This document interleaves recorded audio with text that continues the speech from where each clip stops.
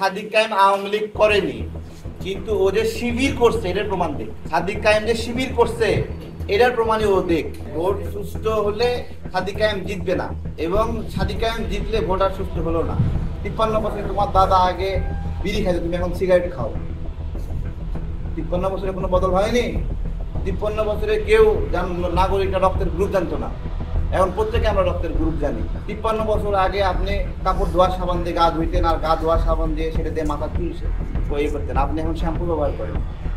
জীবনের গুণগত মান, সামাজিক পরিস্থিতি, আদব, ভদ্র অনেক কিছুই পরিবর্তন হয়েছে। অনেকে পরিবর্তন হয়নি, অথবা 53 বছরে জামাত শিবির পরিবর্তন হয়নি, ওই জন্য বলে 53 বছরে কোনো পরিবর্তন হয়নি।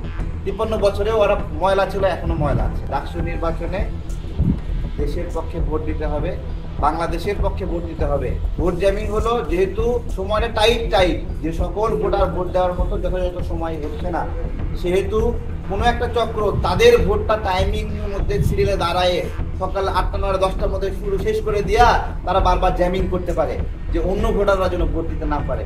এই সকল ষড়যন্ত্র থেকে সবাইকে খেয়াল রাখতে হবে। আওয়ামী লীগ থেকে যারা আসছে তারা নিজেদেরকে আওয়ামী লীগ থেকে খারিজ হয়েছে এটা প্রমাণ করার জন্য বারবার জামাত এবং শিবিরের নাম মুখে নেয়।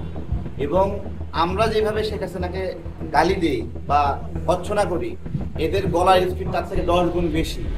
কারণ এদেরটা মানে জোরে করে শুনাইতে হয় যে ও আওয়ামী লীগের বিরুদ্ধে। এগুলো কারণে ওরা হলো ওই শিবিরকে সাথে করে নেয়।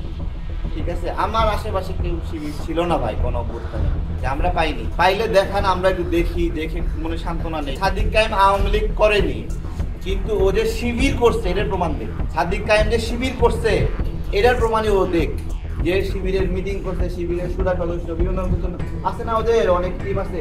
সাদিক কায়েম নিজেকে আগে শিবির প্রমাণ করুক। ও যদি শিবির প্রমাণ করতে পারে তাহলে আমরা প্রমাণ করবো তারপরে ও ছাত্রলীগ ছিল কিনা। ও তো নিজেকে শিবির হিসেবে প্রমাণ করতে পারবে না যে শিবিরের প্রোগ্রামে ছিল।